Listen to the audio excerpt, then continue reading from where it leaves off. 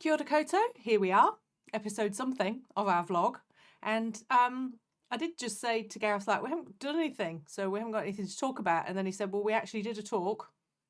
We gave a talk somewhere and we went to a book launch. So that's something. And we've done a bit of reading, but we've had a quiet week. So that's good. So that's been really nice. And you did a bit of tinkering in the bookshop as well, so we could probably talk about that. But yes, what do you want to talk about first? Let's go in chronological order, because otherwise I get confused. Easily confused. All right. So we went to Jewett House, which is an historic building in Havelock North. If you're not familiar with our environs, and it's lovely, isn't it? What would you say it was? It's like a colonial Victorian villa. Colonial villa. House. And it's all very oldie-worldy. Sweeping grounds. I took a beautiful photo, actually, of the garden, so we may display that. Oh, yes. If I send that to you. And very fragrant, beautiful day. And someone still lives there, actually. There's like a caretaker that lives there. But we did recently a murder mystery evening up there, just as Dead Girl Gone was launched. And it's the perfect setting for that, because it's got the sweeping staircase and it's got like different rooms, you know, so someone could have done it with the candlestick in the library. It's very Agatha Christie. It is, isn't it? Yeah. So I like it a lot. You said it reminded you of Nia Marsh's house a bit. A little bit, just in its era, and it's the things that they've preserved, you know, to keep it in keeping with the Victorian aesthetic. Yes. Yeah, so that was the Jewett House Trust or something, wasn't it? It's like the Historical Society, and we went and it was a nice, lovely crowd, tea and cake. No death. Can't go wrong, no death. Hopefully. As far as we know. And although the lady there who's a historian told us that the original owner got drunk and fell in the fireplace and died. That's right. Yes. So that's quite an interesting little fact. Yes, so there was death. Fun fact, not fun fact. Oh, yeah, that really cheery fun fact. No, it wasn't fun. Yeah. Moving on. Yeah, absolutely.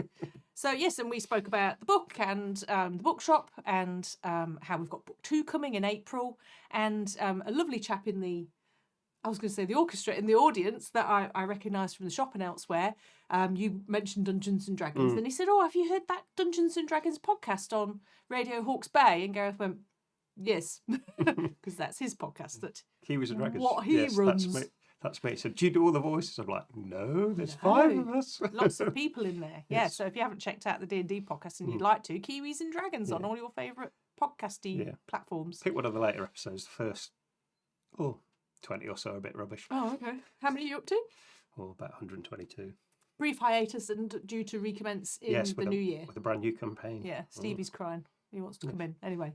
So we did that on Tuesday, actually. So we had nothing to do with the bookshop, but we had the Kiwis and Dragons crew up for a meal and a chat about how we were going to go forward, and that was great. So that was nice to see everyone. Lovely. Yeah. And I got presented with a garith, which, if you don't know what that is, we didn't know either. But apparently it's a Christmas wreath with lots of photos of me on it. So thanks, Our friend Ali. Thanks, Ali, for that. Has just invented the garith, and I think it was a bizarre conversation she had with her child George in the car. They came up with the garith, so there you go. Photo attached. We will put a photo up. Yes. So that was fun. And then we did a book launch. We went to sell books at a book launch, and this is a fascinating book called I Asked and He Talked, and it's by Vanessa Robertson, and her father fought in the Second World War and in Italy, and nobody had really asked him about what happened, you know, because I suppose people are always a little bit wary of that, because the received line is that people don't want to talk about their experiences in the war. And she asked him, and she put him in a room with a tape recorder, and off he went. And she got all the stories, and he sounds like quite a charismatic chap, doesn't he? Yes, yeah. Sounds like a bit of a rogue. Beautiful cover. Where so yeah, that was good. That was lovely. Told some stories. Yeah, and it was at a yoga studio just outside Havelock, and it was beautiful surroundings. So that was great. I did a down dog when I leant down to pat the dog. Yes. Oh, it was a beautiful little dog. He wasn't supposed to come in the yoga studio, but he kept sneaking in. Cosmo, he was great. Yeah, and then a tiny little 8-week-old cavoodle. Can't remember her name. No. But she was very pretty. Very cute. So that was rather marvellous. And what have you been reading? What have I been reading? I saw you reading a book. I know. I've been reading The Familiar by Lee Bardugo, because it's our sci-fi and fantasy book club book, and we've got sci-fi and fantasy book club this Thursday, so I thought I'd best get it read. And then you just told me that we've got another shop commitment on Thursday, so I can't go. Yeah, we're going to Y Power, so you won't actually be in Havelock North at all. But I'm really enjoying it. It's very good. So I don't feel like I've wasted my time. What was it about? Well, that's quite complicated to explain. The premise is Your job. Your actual job. well, the main character is a servant in a Spanish villa in, I don't know, the time of the Armada. When was that? I don't know when the Armada was in Spain. And she's got magic powers. And because of that, she's got entered into a competition to be against other people with not magic powers, miraculous powers, to see if they can help the king. And that's as far as I've got, but it's very good. Very good. And there's a guy called the Scorpion who's can't die and has lived for many, many generations. Like Highlander. A bit like that, yeah. And Isn't it Sean Connery in Highlander and he's turned up in this book? No, it's not Sean Connery. No. But he had a little Spanish ruff and everything. Yes, he was Spanish. Yeah. Maybe that was the inspiration, I don't know. But anyway, we can't tell if he's a wrong one or a good one at the moment. So I will wait and see. What have you been reading? I have been reading a beautiful book of essays by Una Cruikshank, and it's called The Chthonic Cycle. And I don't know if I'm pronouncing that right, and I need to check. So it's... I think she said she started writing them to stave off existential dread in COVID when she was isolated. She was living all by herself for that lockdown. And I think she was in Auckland, so she probably had more than one lockdown. And she's fascinated with things like jet, you know, the black stuff that comes out of the earth. And isn't that the song goes? Isn't that Flash? No, isn't the one Jet? Flash, no, savior of the universe? Jet, isn't it? I don't know. Answers on a postcard. Suffragette. I've no clue. Have you got no clue? Right, I will find it, and I probably won't be able to put it in because we get done for copyright. But anyway, send us all down a rabbit hole there. Okay, back to Una and her book.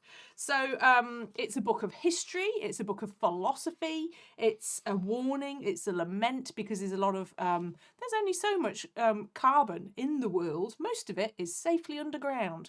But since the Industrial Revolution, we have been digging it up and burning it, and that's why we are facing our sixth extinction. And she makes a point that this is the only extinction that the Earth has faced so far that we've seen coming for a long time and could have done something about way before now. So there's a lot of warning in there, but it's not a depressing book. It's a beautifully written book. She's a very lyrical, poetic writer. So I've enjoyed that very much, and it's got the most beautiful cover, which I'm presuming I don't have to wave about because you'll flash it on the screen. I will magically put it on screen. Yeah, so I've really enjoyed that. You know, when you get a book and you can't quite define it because it's non-fiction, but also it's creative, I suppose, creative non-fiction. So, yeah. And then I also just finished today. I did a lot of sitting down today. I was just going to mention that I used to have a chthonic cycle, but I fell off it going down a hill. Tumbleweed. Okay, I also read The Kingdom of Dust by David Dyer. And that is a reimagined history. It's a novel, but it's a reimagined history. If Apollo 11 had gone up to the moon with Neil Armstrong, Buzz Aldrin, and the other one that Michael, remembers. And not come back. And what's Michael's second name? Oh, hang on. It's terrible, isn't it? We had it? that in the quiz. I swore I'd Mike remember it. Collins. Mike Collins. And it's from the... There's a guy called Aquarius, who you may know from Norman Mailer's Aquarius figure. And Aquarius is the journalist, the writer. He's a Pulitzer-winning writer, and he's going to write the story of the moon landing. And he's trying to infiltrate himself with Joan, Buzz Aldrin's wife, back on Earth. And then you get the story of the astronauts in space, but particularly Buzz and Neil on the moon, and Buzz's internal machinations and how he wasn't first. He was supposed to be first because he was the pilot of the lunar module. I hope I'm getting that part right. But they made Neil first, and he, how paranoid was he about that? Did he lobby people to make him first on the moon? And it's just the most riveting drama all the way through. There's so much danger in there, and you don't quite know what's coming because it's a reimagined history. You can't rely on it like you can, if you've read Scott's diaries and forever you're hoping that it will have a different outcome, but it won't because it's historical fact. This has had its, I was going to say, I was going to say something quite rude then. Oh. I nearly said something quite rude. Oh. It's been tinkered with quite a bit. Okay. So that you just don't know what's coming. And So it's not actually on the moon, it's all filmed in a studio. No, none of that rubbish. Oh. But yeah, absolutely fascinating and absorbing, and couldn't move, actually. Just had to sit there and finish it. So I had to cook tea. Yep. You'd already offered those, so that was fine. It's very nice, thanks. And that's been our week, has it? Yeah, it has. Stevie's paw's better, so that's good. He's great. He's good as gold. I've got some very fancy dog skin stuff, so he's like velvet at the moment. His underarms are just beautiful. I had a lovely chat with Stevie. That's on our Facebook page, but Yeah. I might put that up on the video. It's as well, very funny. 'cause It's a very really funny. nice conversation. I did Yeah. have a lovely. I'll put that on the end after we've said goodbye. I'll put Stevie on the end so people who aren't interested don't have to watch it. Everyone's interested in Steve. I It's the know. only reason everyone looks. We should have mentioned it at the start. And then He's we cut crying to the end. He's outside crying the door. outside the door now because We he's better not go allowed and in. see him. Yep. Yeah. Okay. All right. Thanks for listening. Thanks everyone. Marty, well. Marty, wa. Yes, you're talking to me. Yeah. Who's that right, Stephen? Are you a good boy? You are a good boy.